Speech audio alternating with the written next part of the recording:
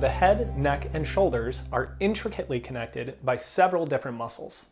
The most superficial muscles being the upper trap, middle trap, and levator scapula.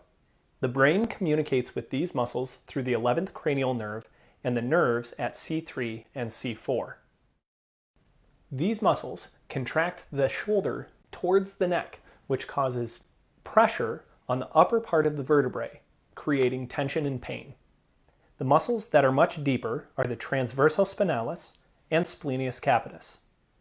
The nerves that innervate these muscles are found from the C1 through the C6. These muscles connect the head and neck, which means looking down, like reading, computer work, or especially phone or tablet work, can cause problems. Start in a side-lying position with a foam roller between the neck and shoulder. Use your top leg to press into the floor, rolling your body up, which will create pressure downward through that shoulder. You're trying to create as much movement between the ear and shoulder as possible while relaxing the head toward the floor. You may increase the intensity of work by rolling the foam roller up and down using your hand. To work different points of the neck, simply roll backwards, keeping the chin and chest directly in line while opening the shoulders to the ceiling. An additional way to create greater intensity is by creating a saw-like motion, pulling the end of the foam roller toward your neck and then relaxing. You need to allow yourself to relax during the saw-like motion to break down the muscle tissue in the upper trap and neck. Continue to change the position, working the areas that are most tender. If you are tensing your body, it is not helping. My recommendation is to continue this work anywhere from 2 to 3 minutes on each side before moving on. A common headache that comes through my door is when someone comes in and paints across the forehead the pain that they feel. Commonly, it's also associated to have eye pain with this sort of headache. The muscles typically causing this headache are actually on the back side of the head, and they are called the occipital muscles. When the occipitals get extremely tight, they pull on the back of the head over the top of the head, creating the tension and pressure you feel in the forehead. So let's take a look at how to release these muscles to get rid of your headache. Using 2 lacrosse balls directly on the back of the head and lying on the ground, use a book to elevate the lacrosse balls. You're going to press down into the lacrosse balls and move them around the back of your head until you find the part that is most tender. At this point, you're going to begin pressing your head down into the lacrosse ball as hard as you can tolerate. This pressure should recreate the headache that you commonly feel across your forehead. Continue this pressure for 30 seconds.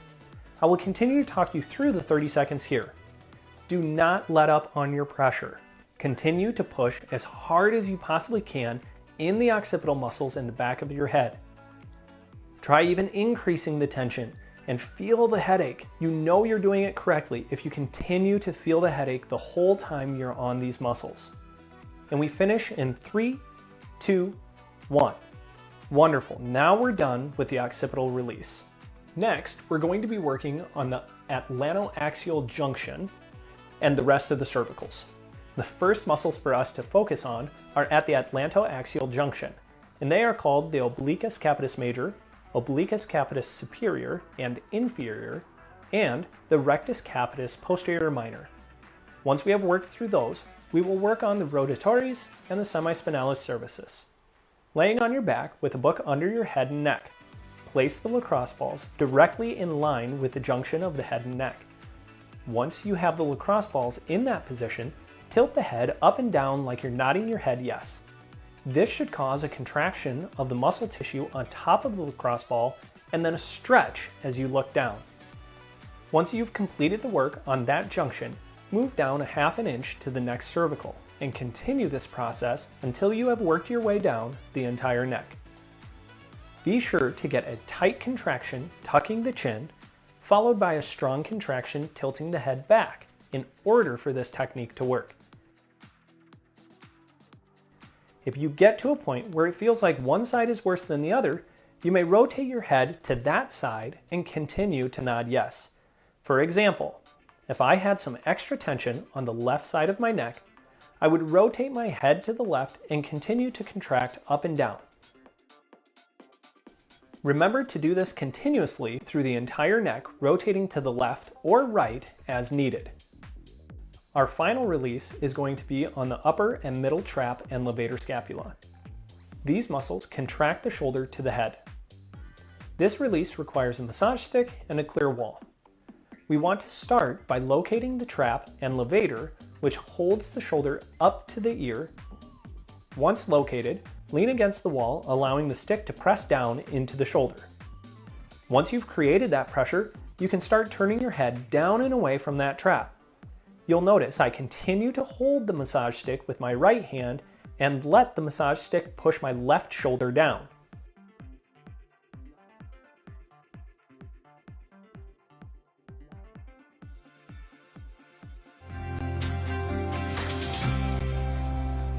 Carpal tunnel syndrome commonly is caused by forearm muscles that get overly tight and create compression on your carpals.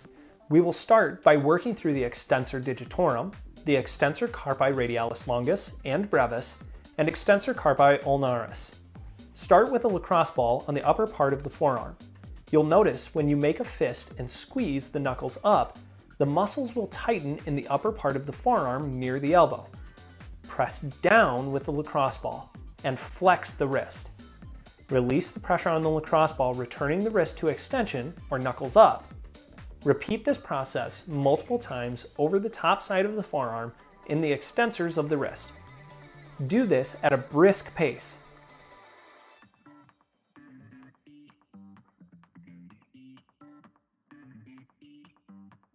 An additional way to work this muscle tissue is by using your own forearm. Locate the flexors of the wrist by squeezing the knuckles up. Lay your arm across your knees and press your elbow into the tissue. Repeat, knuckles up, pressure on, knuckles down, pressure off.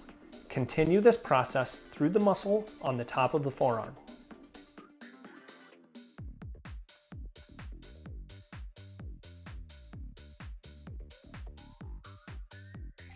The next group of muscle tissue that creates more pressure on the carpals as well is on the inside of the forearm.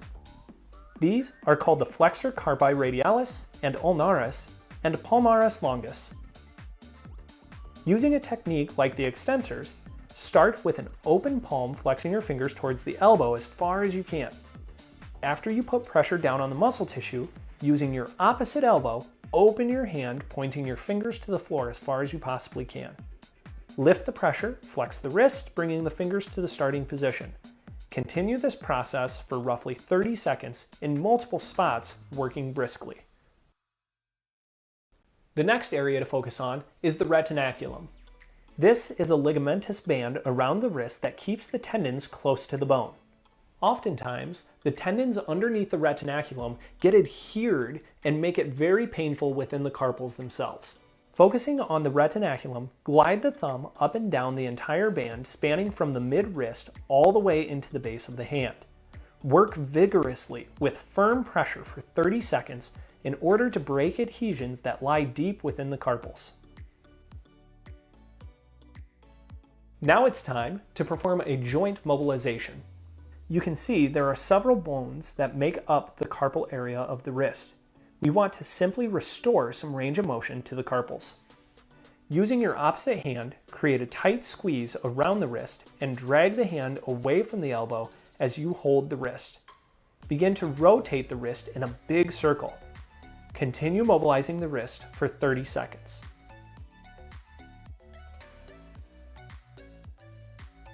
Now we're going to create a stretch that's going to help the nerves communicate with the wrist.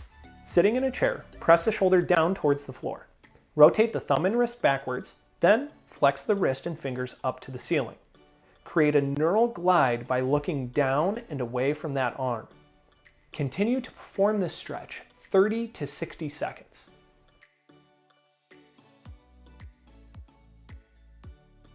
To begin working the muscles that are most affected by de Quervains, hold your hand with your thumb straight up in the air. Then locate the tendon that is most superficial or on top of the wrist. This tendon will be controlled by a muscle that runs up the arm towards the elbow. I want you to contract the muscle tissue by flexing your wrist up and down while you press into the muscle tissue with your thumb.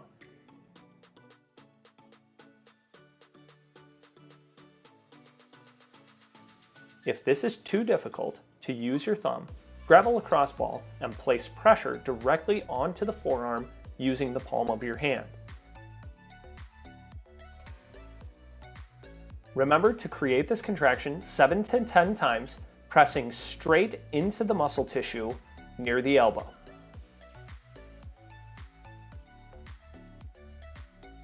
Next, we are going to run pressure from the wrist up the forearm towards the elbow, creating a firm pressure, driving up and stretching the tissue.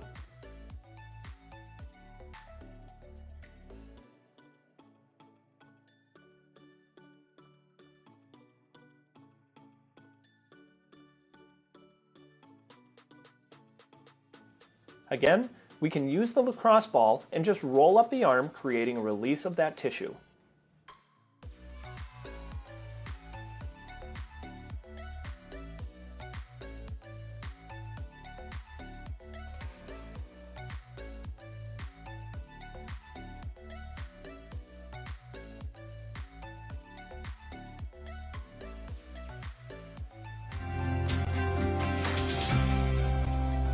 The bicep is named that because there are two different attachment points near the shoulder. The short head attaches to the coracoid process, which is a part of the shoulder blade, and the long head goes over the humerus through the biceps channel and connects in the socket. Pain will be present inside your arm if there's a problem with the short head. If there's a problem with the long head, typically the pain will run over the shoulder. We're going to locate the head of the biceps that attaches near the forearm. To do this, flex your arm with your fingers on the bicep near the elbow and find the tendon at the base of the muscle belly. Simply pinch the muscle belly and extend the arm. If you feel like you're not getting enough pressure with your fingertips, use a lacrosse ball. Try one of two positions, either holding with your fingers or pressed with the palm into the bicep. I find I get better pressure when I use my palm. Remember to squeeze and extend.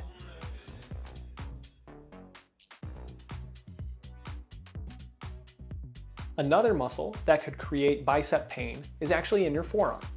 This is the brachioradialis, which passes from the humerus towards the wrist. To begin working the brachioradialis, reach under the elbow across to the forearm and pinch down as hard as you can tolerate.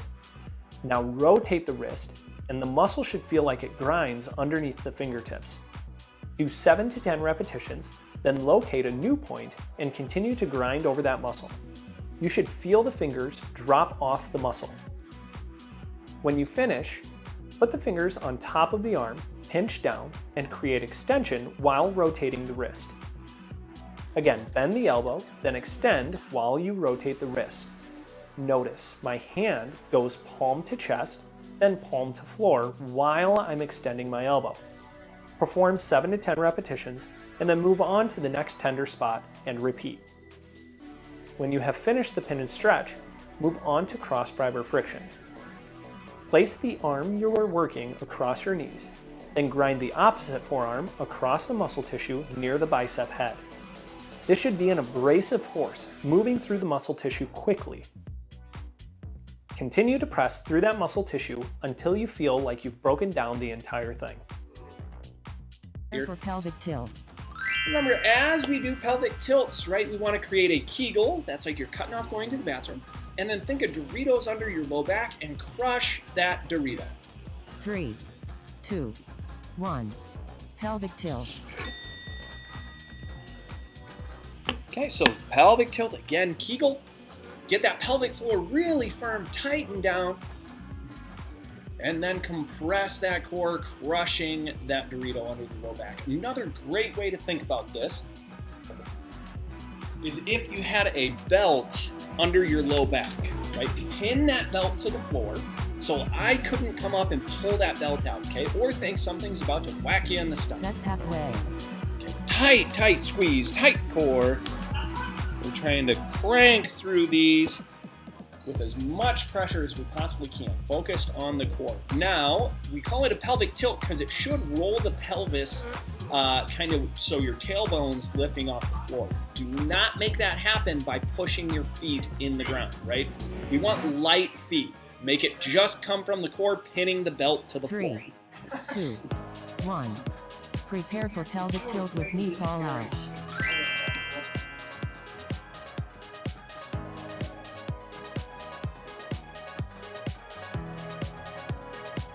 3, 2, 1. Pelvic tilt with knee fall out.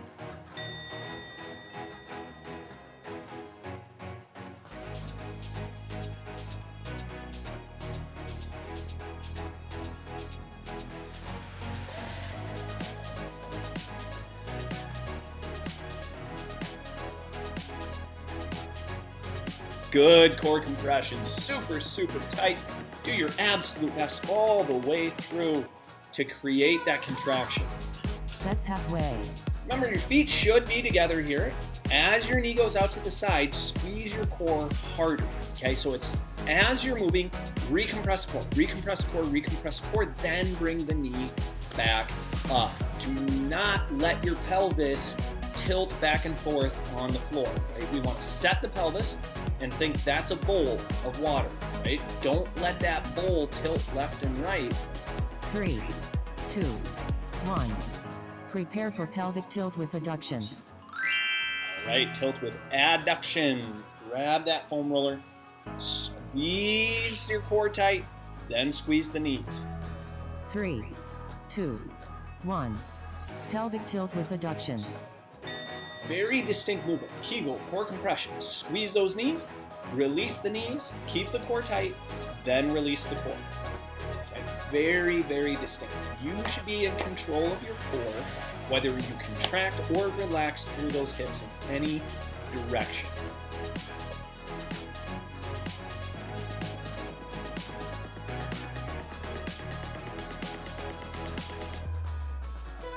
That's halfway. Halfway, re-squeeze the core. Okay, the perfect time to just go, okay, I can squeeze even harder, okay? It's not about the movement of the knees, right? I don't care how tight the squeeze is on the knees. I care about how tight the core stays.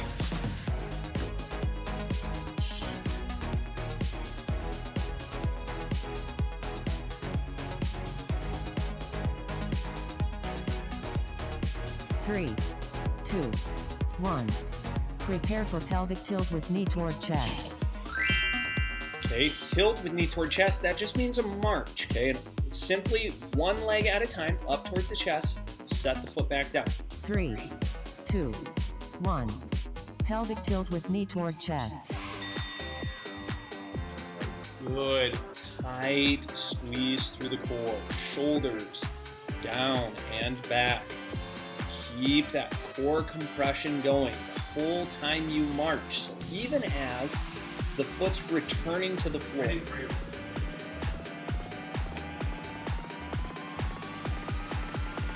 again, this is trying to create kind of what I call the Rubik's Cube. That's halfway. To where when you lift your knee, it's trying to pull your hip, that one side, up in the air, okay? Don't let your pelvis transition at all.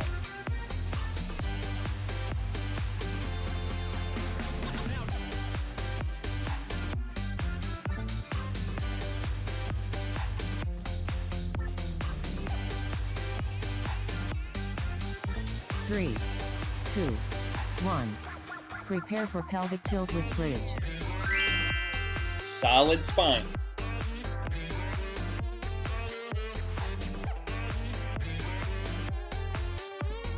Three, 2, 1. Pelvic tilt with bridge. Straight lift.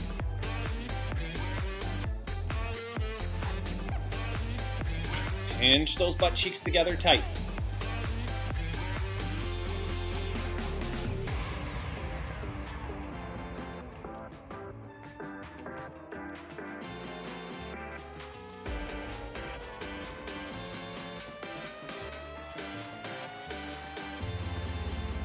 That's halfway. Good squeeze halfway through, so recompress that core. We want to check as you return to the ground, your hips, low back, and ribs should all touch at the same time. You want your core to maintain that tight squeeze as you're moving, so both up and down. A lot of times what happens is when we go to lift, we start arching the back to complete that lift. Okay, so tuck your tail under. 3, 2, 1. Prepare for shoulder drops. Shoulders down and back, out of the ears and to the floor, okay? Or get your shoulders down to your butt. 2, 1. Shoulder drop. As your arm goes up overhead, that's a relaxation. Pull your shoulder back down to return your arm up. Okay, this isn't just a movement in the shoulder joint, this is actually the whole shoulder blade. Let the shoulder blade go as your arm goes overhead. And again, pull your shoulder down and back. You should feel this through your ribs, okay, on that back side. Pull those shoulders down, back, down, back. That's halfway. Halfway is a great time to recheck that core, make sure we're not extending our back to try to create more range of motion.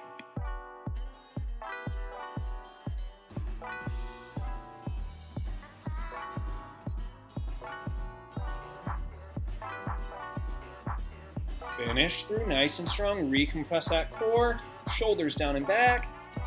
3, 2, 1. Prepare for dead bug.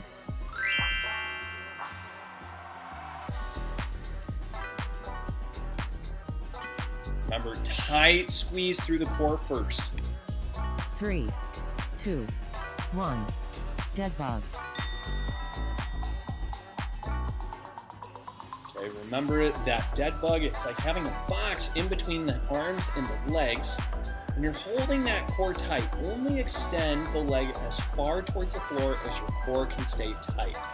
If you extend that leg and you're trying to reach for the floor and your low back pops up, you're extending too far, okay? Rather than think that the gains come from getting your leg to the floor, think the gains come from connecting your brain to that muscle tissue really hard. Okay, so right now, if you think you're squeezing hard enough, you're wrong. Squeeze harder. Squeeze harder, harder. All the way through. Hold, compress that spine. Keep it down and back, down and back.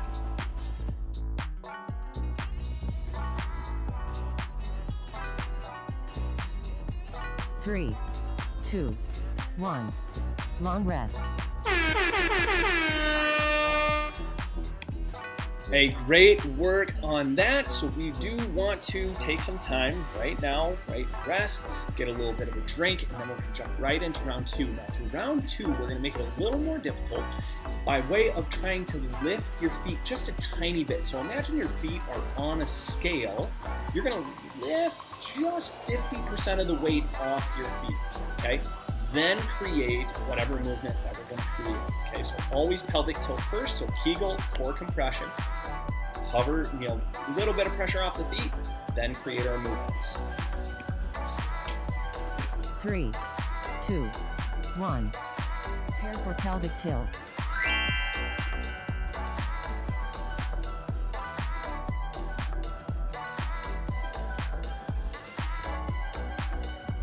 Three, 2, 1. Pelvic tilt. Good, solid squeeze through your Kegel and core compression. Gently lift 50% of the weight off your feet, right? So you shouldn't even move, right? There should be no movement added in. It's just a tiny bit of a lift. And if you feel that low back kind of start peeling up off the ground, squeeze your core harder.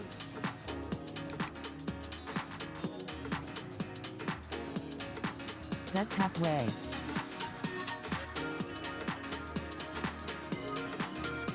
Again, squeeze that core as you lift those feet a tiny, tiny bit. Make sure you squeeze even harder to keep your core down. So right here, I show you what happens if we're not tight in the core. The pelvis is just gonna roll right up. So re-squeeze that core, tight compression. Squeeze hard, and then get a little bit of a lift. 3, 2, 1. Prepare for pelvic tilt with knee fall out. Pelvic tilt with knee fall out. 3, 2, 1. Pelvic tilt with knee fall out. Again, as your knee's going out to the side, you should be really light on your feet, keeping that core compressed, and there should be no tilting or movement rolling in the pelvis at all. Okay. Core compressed, hard, hard, hard. Drive that spine down into the floor. Create that pelvic tilt, keeping your Kegel tight. And yes, this is a very demanding exercise. It should not be easy. This That's is easy. halfway. You need to go connect your core, connect your brain back down to that core. Get it tight. Squeeze firm all the way through. Remember to keep some of the pressure off the feet, out to the side, back up. Do not let your pelvis shift or move. Let's get all the way through here, all the way through. 3, 2, 1. Prepare for pelvic tilt with adduction. Okay, tilt with adduction, grab that foam roller, 6-step movement, core tight, squeeze the knees, lift, set, release the knees, release the core.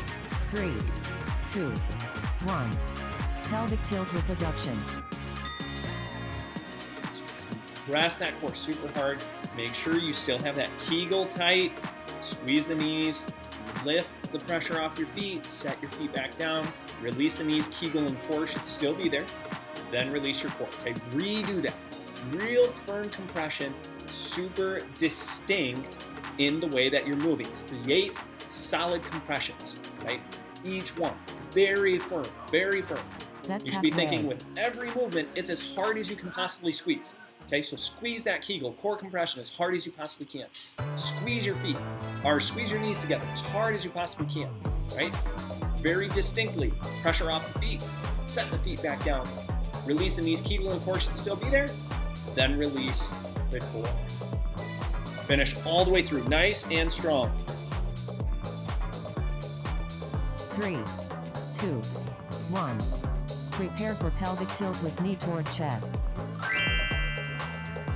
Okay, back to the march. So again, feet should be light. Do not let the pelvis shift. 3, 2, 1. Pelvic tilt with knee toward chest. Good core compression, Kegel, core compressed. You need to maintain that through the movement of the hips. Everything tight. Okay, so either the Dorito or the belt under the low back, make sure you're pinning that to the ground. Okay? Doritos, we're trying to crush the cornmeal. Okay? All the way down. That's halfway.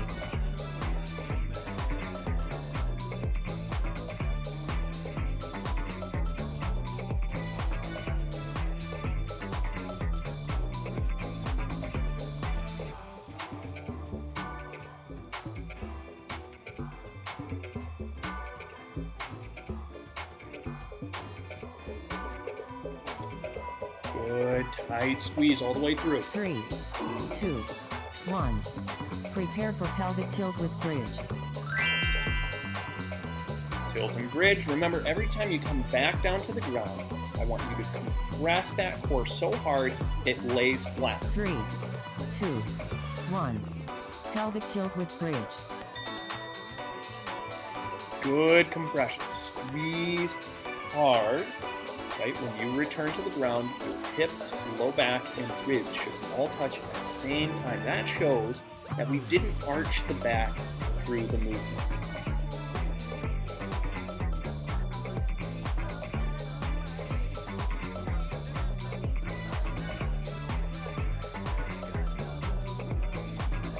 That's halfway.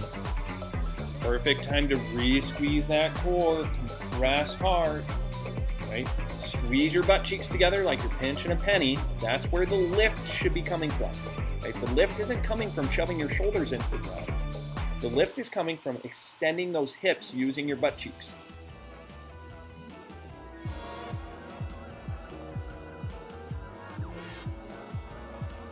Three, 2, 1. Prepare for shoulder drops. Set the shoulders down and back first. Even if you need to leave your arms by your sides, then put them up in the air. 3, 2, 1. Shoulder drop.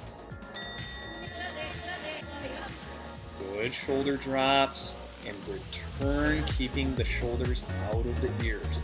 Okay, so you might have to recheck that every single time that you perform the movement just to get the shoulders down and back out of the ears as much as you possibly can. Right? Firm compression. Still driving that low back into the floor. Kegel core compression. Hold it really, really tight. That's halfway. Again, perfect time to recheck it. Make sure those feet are light. 50% of the weight off those feet. Shoulders down and back. Create a big demand. Make it difficult. As difficult as I'm asking you to. Tight squeeze, tight squeeze.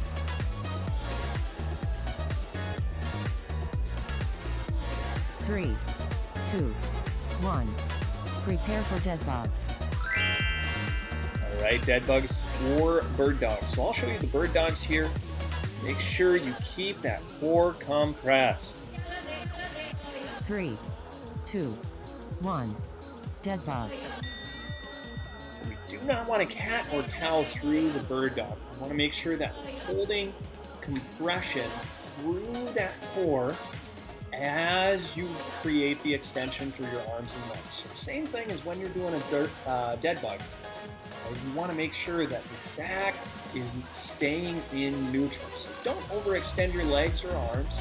You just extend where you can, maintaining compression and That's halfway. keeping that core nice and tight.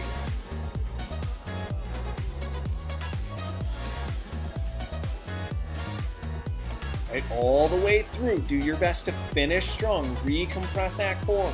Pull those shoulders down and back. Same position as you were in. Squeeze tight. 7 seconds to finish. 3, 2, 1. Long rest.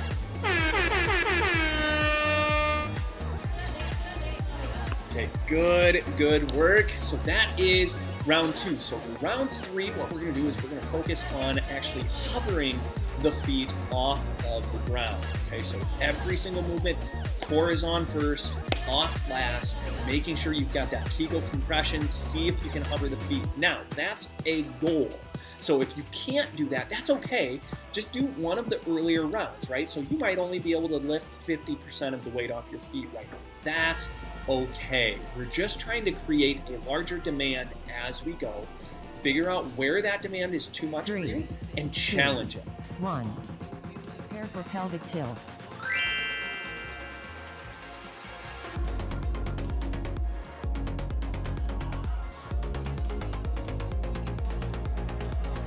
Three, 2, 1. Pelvic tilt. Good tight pelvic tilts. Make sure that your core stays compressed as you try to hover those feet. And 2, one thing that I see a lot is going up on the toes.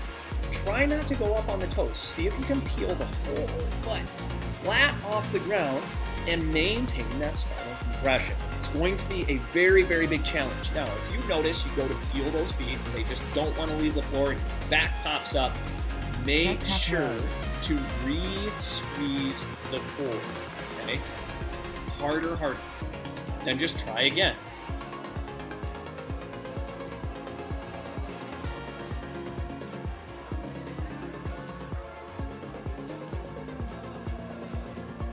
It is absolutely okay in your exercises to make sure that you're re-squeezing each time. If you don't want to do that, 2, and you want to try to 1. hold it the whole time, Prepare for pelvic tilt with knee fall out. that is perfectly fine as well. Okay, so don't get confused on whether we're re-squeezing and releasing every time. I like that just for the sole fact of your brain is 3, having to 2, reconnect. 1. Pelvic tilt with knee fall out. Okay, so if you can't reconnect, if you can't figure out how to hold it and maintain tightness,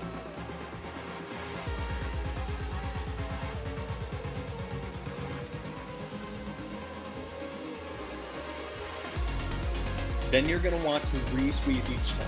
Okay, but no matter what, you want to be re-squeezing the core after every single move. So whether you fully relax and re-squeeze, That's halfway. or you just re-squeeze, no matter what, core compressed, tight, trying to hover those feet, forcing the work really firm.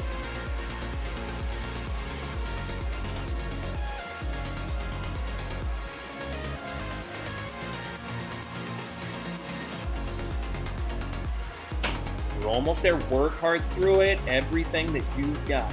Squeeze through. 3, 2, 1. Prepare for pelvic tilt with adduction. Remember to add the foam roller or a cushion here, and it's a 6-step process. Core tight, knees squeeze, lift the feet, set the feet, release the knees, 3, release. 2, 1. Pelvic tilt with adduction. Okay, Kegel, core compression, super tight. Squeeze those knees, hover the feet, 1, 2, set the feet down, release the knees, keep the core tight, then release the core. Re-squeeze, core tight, squeeze those knees, lift the feet, set the feet back down, release the knees, release the core. Okay, very distinct. Keep squeezing all the way through. That's halfway. Halfway is always a great time to continue to recheck. Okay? Make sure that core is bearing down. Crush that Dorito.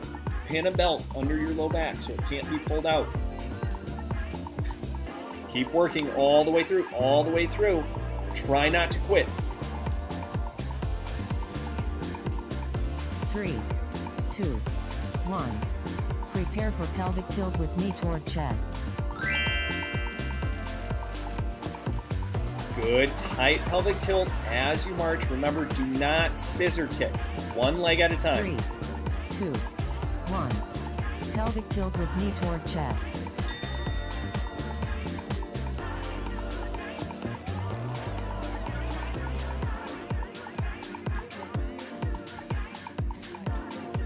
Good core compression, tight, tight, tight. Make sure the feet are hovering, but only move one at a time.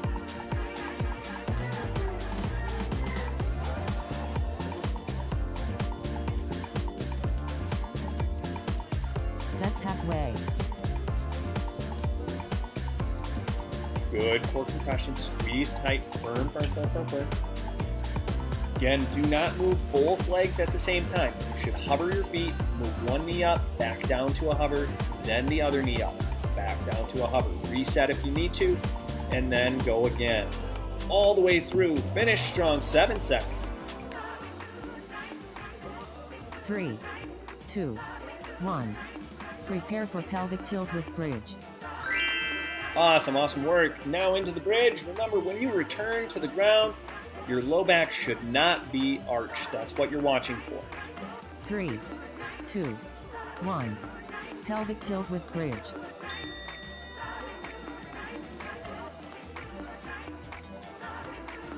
Good, tight core compression. You're thinking lift through the butt cheeks, right? We're not shoving the shoulders down.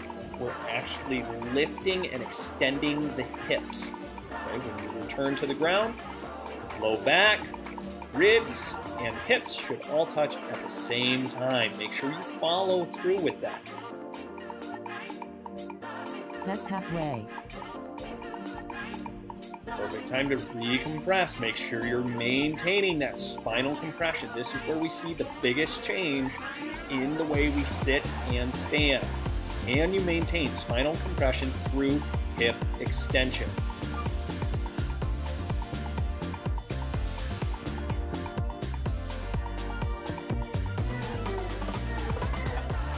Three, 2, 1.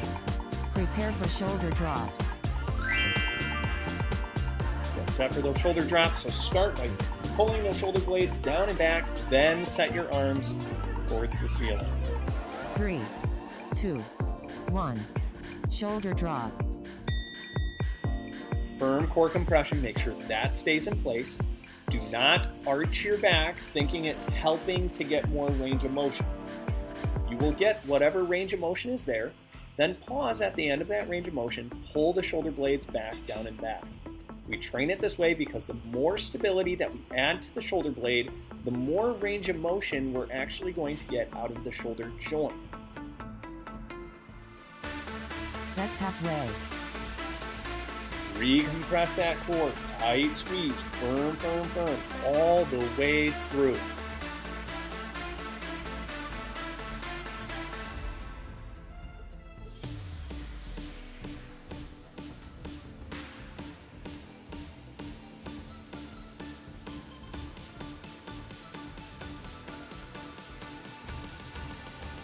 3, 2, 1. Prepare for dead bug. Awesome. Last one of the day. Maintain that spinal compression as hard as you possibly can. Challenge yourself all the way through. 3, 2, 1. Dead bug. Tight squeeze, firm compression. Remember, you can be doing those bird dogs as well. Either one is fine, but make sure you maintain that compression, right? The stronger your core, especially in the bird dog, the more balanced you're going to be. And that's what we want to work on, is how do we stimulate that core to tolerate extension movements just like what we're doing. Because every step you That's take halfway. is going to be right arm with left leg. Then it's going to be left arm with right leg, right? That's the way our body works. Cross rotational patterns, one side to the other. Firm compression all the way through. Okay, we've got 10 seconds left. Do your absolute best to finish strong through it. 3, 2, 1. Long rest.